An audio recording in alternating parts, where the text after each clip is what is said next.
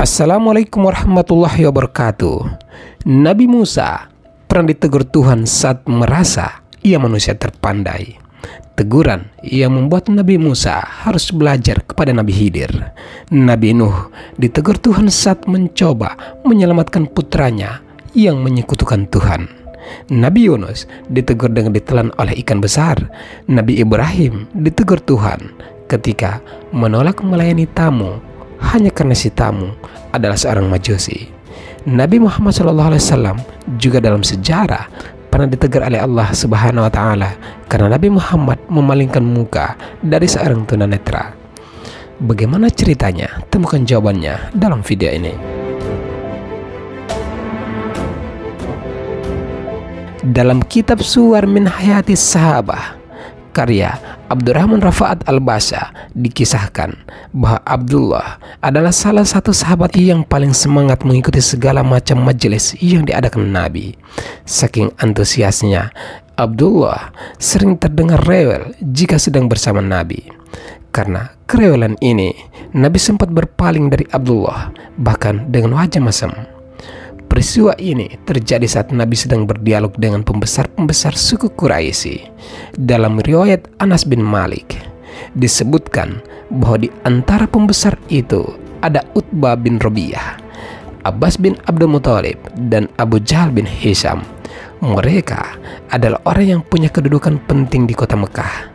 Pertemuan ini adalah hal yang sebenarnya sudah dinantikan Nabi Muhammad SAW, karena dengan pertemuan ini Nabi bisa berdiskusi dan mencoba menerangkan nilai-nilai ajaran Islam di lingkungan Mekah, serta mengajak para pembesar di kota Mekah untuk memeluk Islam, atau setidaknya jika tidak memeluk Islam maka jangan mengganggu dakwah para sahabat Nabi dalam rangka mengajarkan nilai-nilai Islam. Dialog dengan banyak orang penting dalam satu tempat semacam ini jelas menjadi kesempatan yang tidak akan dilewatkan oleh Nabi Muhammad SAW.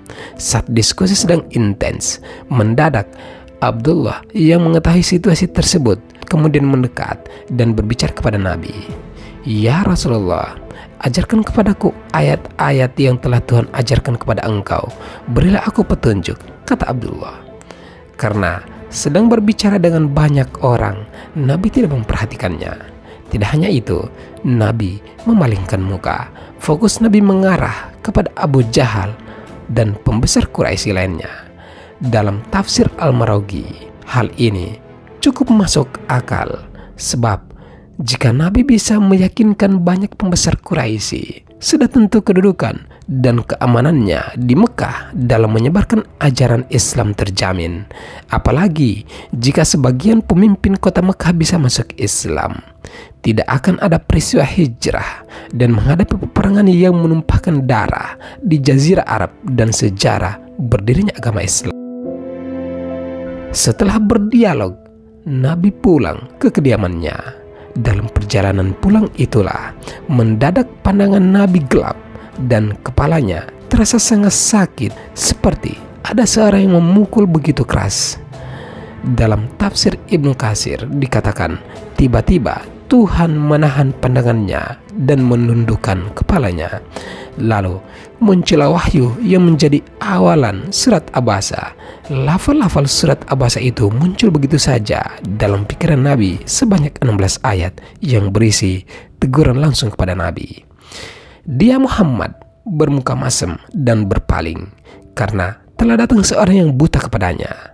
Tahukah engkau, barangkali dia Abdullah ingin membersihkan dirinya dari dosa atau pelajaran, lalu dari pelajaran tersebut dapat memberi manfaat kepadanya.